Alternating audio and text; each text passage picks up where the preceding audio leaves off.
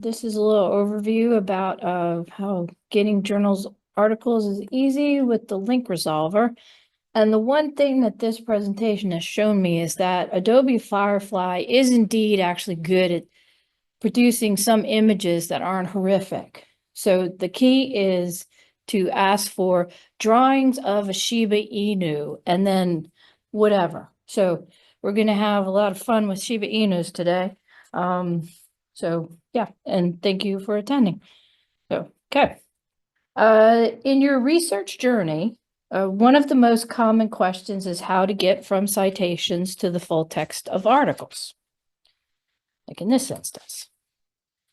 You really want a direct way to get to those articles, but with dozens of databases, with millions and millions of citations to millions and millions of articles, it often feels overwhelming and it's hard to know where to start.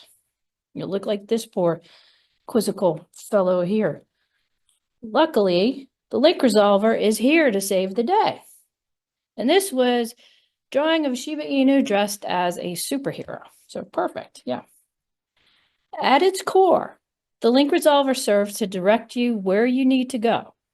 It looks at the journals we have, both print and online, and brings you to the articles, or if we don't have it, to request it from another library. The link resolver is available in PubMed and all other library databases. Just look for the check full text icon that you see on the screen. I like to think of the link resolver as a conversation between databases and the systems that know what journals we have. For any citation, the database sends information to our link resolver asking, effectively, do you have this? Our system will then answer back, often saying, yes, we do, and not just that, here's how to get to it. And then that brings you to the article. Okay, so let's go ahead and see this magical tool in action. Okay, so if you just go to PubMed without going through a library link, this is often what you'll see. You'll search for something and you tell me, how do you get to the article? You just can from here.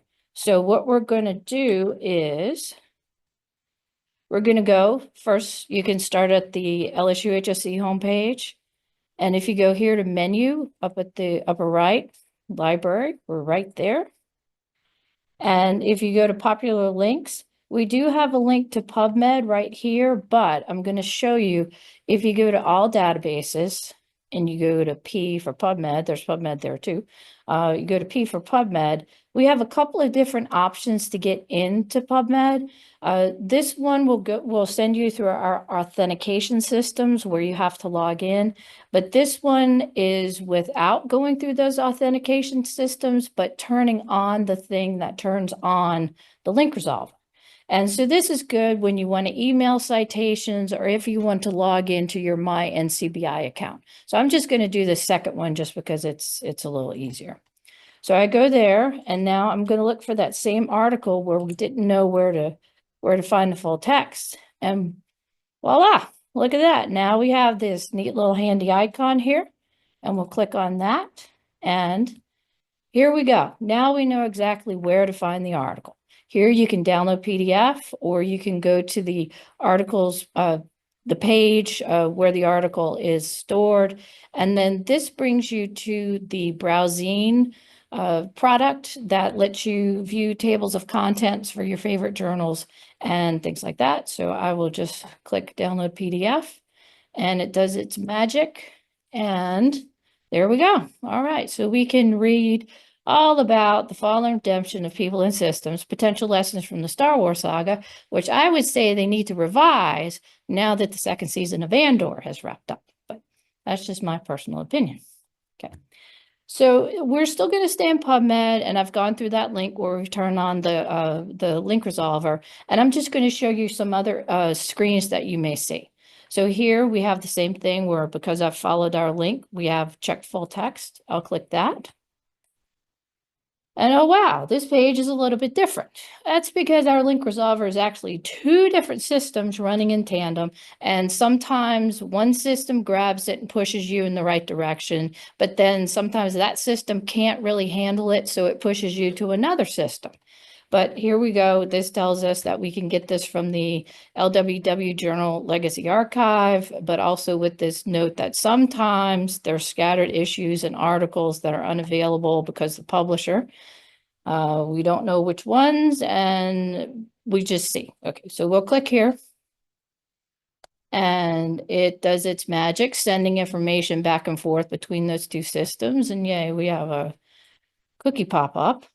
And here we are. So here we are at the page, and we just click PDF. And it's downloading it there. So, all right. So that is pretty quick and easy. So I'll go ahead and close these out. Here's another instance where, again, I've used the library's link to PubMed, and I have our magical little thing here. Now, sometimes you'll see these links to the publisher sites. My recommendation is to not use those because those don't align with what we do or do not have access to. So just always look for our check full text icon there. So you click on there. And here we go. This is in the print collection. So we do have access to it, and this one will be at the downtown library. And when you click here, that'll bring you to the record in our catalog for that. And you can see here that our online access only begins in 1999 and 2014. And in this case, we were looking for an article from a 1982 journal. So you and see there it is. And the 1982 volume is available and on the shelf. So a little more legwork involved with that one, but still you have access to it.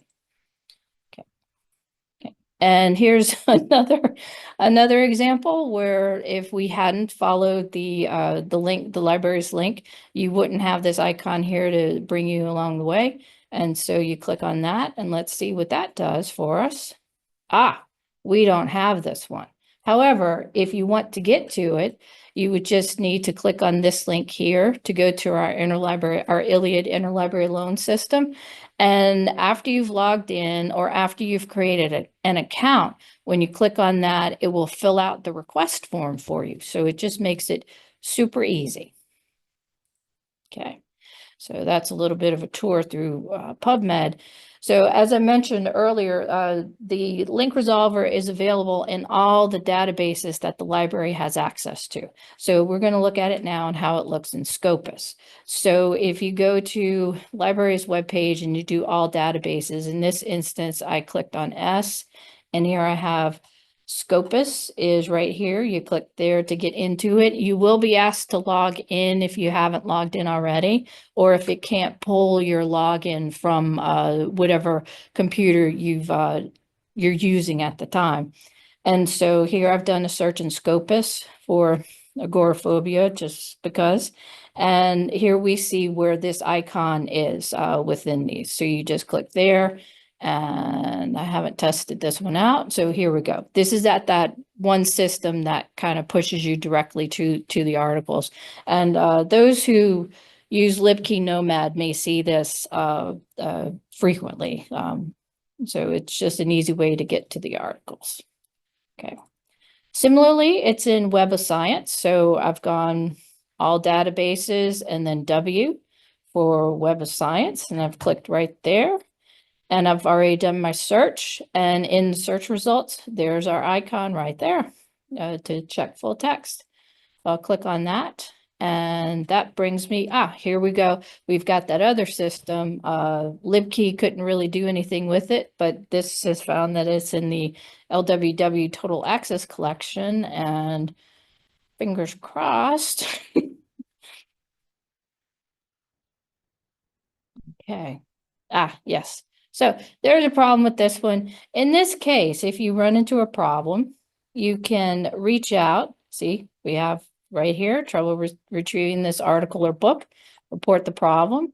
And you just click on that and hope it does something.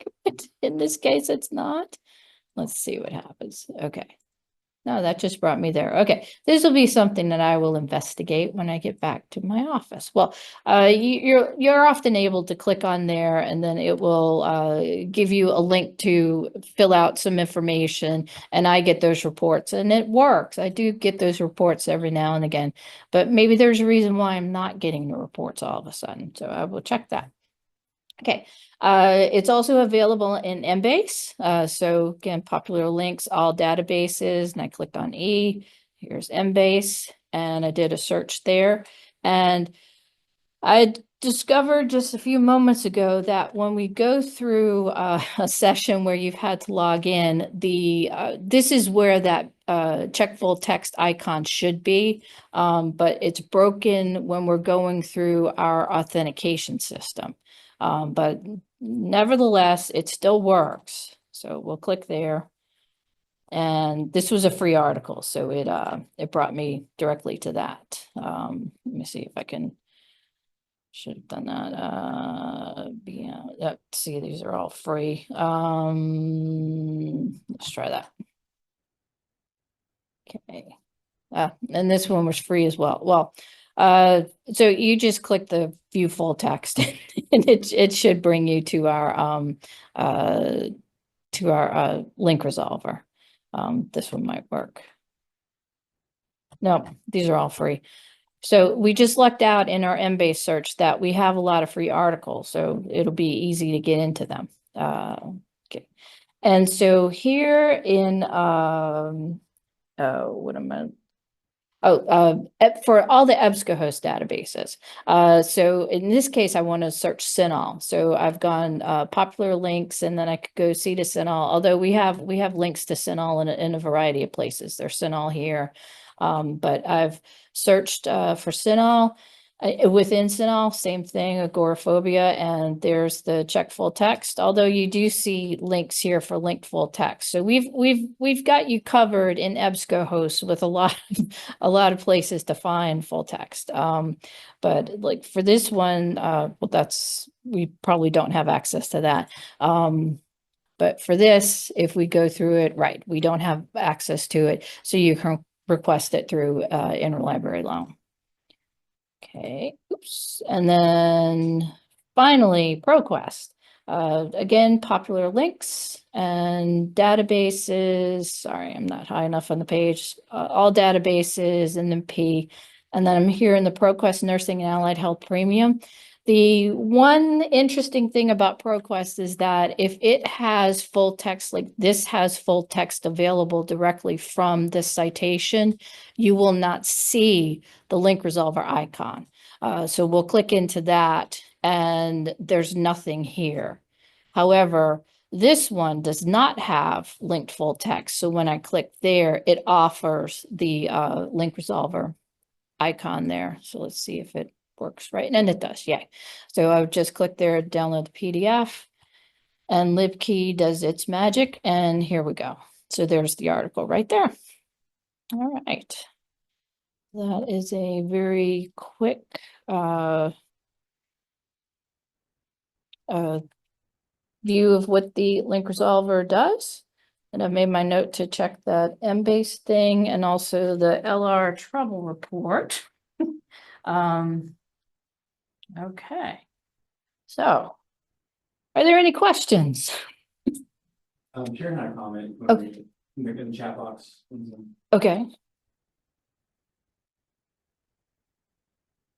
I can read it. Oh, I got it now. Don't have a lot of success with the, don't have a lot of success with the LWW or Ovid collection links. I'll start to, okay, thanks. I recently, within the past couple of months, changed how the linking to Ovid occurs because it is troublesome.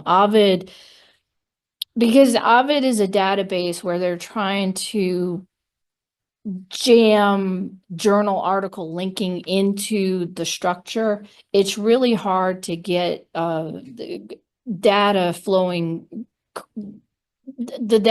well from the citations to getting to the article. They use kind of non-standard tags for the fields, like for article title, authors, and things like that.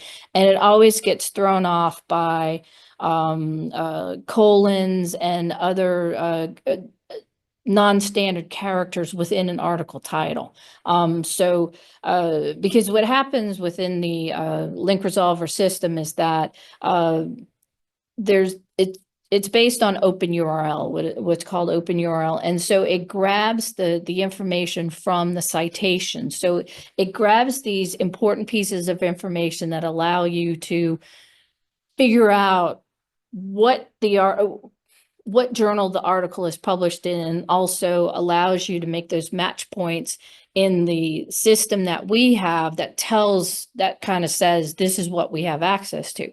So I'm often trying to grab ISSNs, which are the International Standard Serials Number. It's an 8-digit number, and a lot of journals now have two different numbers, and they're about to have a third one.